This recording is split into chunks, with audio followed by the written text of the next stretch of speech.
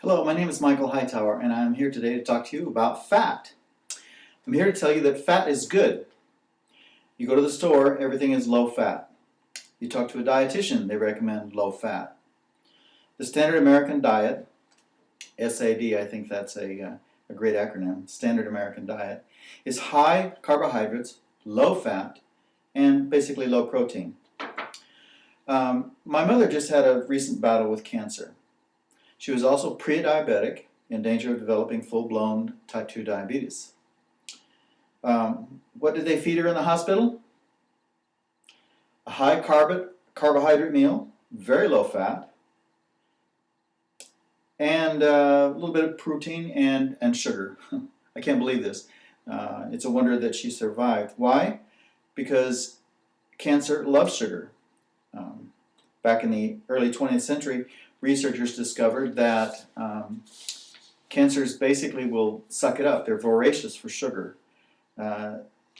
So it became sort of a standard procedure to take a patient that's suspected of cancer, give them an oral, an intravenous injection of glucose, a very concentrated sugar, and then scan them basically. And what they find is that if you have cancer, cancer sucks up the glucose in the bloodstream and it lights up the scans like a searchlight.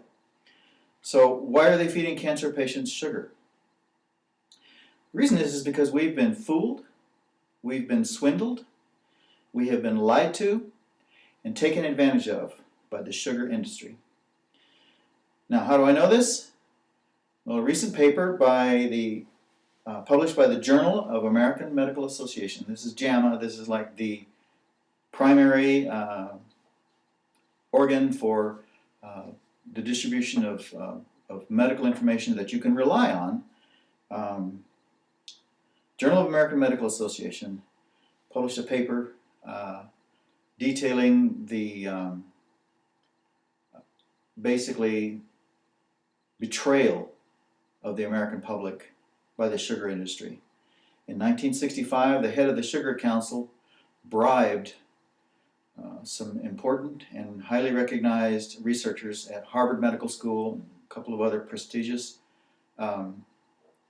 hospitals, and had them publish research that argued that sugar is good for you. At that time, research was beginning to show that sugar was the leading cause of heart disease, and the sugar industry did not want that being widely distributed. So what they did was they chose saturated fat to be the scapegoat, and they bribed these guys. They gave them like $50,000 a piece to publish these research papers saying that sugar was good and saturated fat was bad, and that the main cause of heart disease was in fact saturated fat and not sugar. Fat was labeled the bad guy, sugar promoted as the good guy. Immediately, the government nutrition recommendations, academic nutritionist recommendations, and the food processing industry all began to focus on fat as bad and eliminated it basically from our diet. Advertising even went so far as to promote sugar as a health food, if you can believe that. I believe this started an epidemic of obesity and dental disease, especially in America. Millions of people's lives have been affected by unnecessary disease and premature death. Billions of dollars have been wasted treating the bad effects of a high sugar diet. The problem with sugar as a food is that the body really can't store it in any kind of a useful manner. The liver will store a small amount of glucose for emergencies, but the body has no method of storing sugar without changing it. And what does it change it into? Well, it changes it into fat, and it stores it that way. Eat more sugar than you need to function, and your body stores it as fat. Eat sugar, you get fat. Think about this. Have you ever been on a diet and lost weight? Was some of the weight you lost fat? If you lost body fat, then you were on a high-fat diet. Your body, on a cellular level, doesn't know where the fuel that it's using to run things comes from. It doesn't know whether it's sugar or from your diet or sugar that's stored. It doesn't know if it's fat from your diet or fat that is stored. It's all the same to the cells that are using it.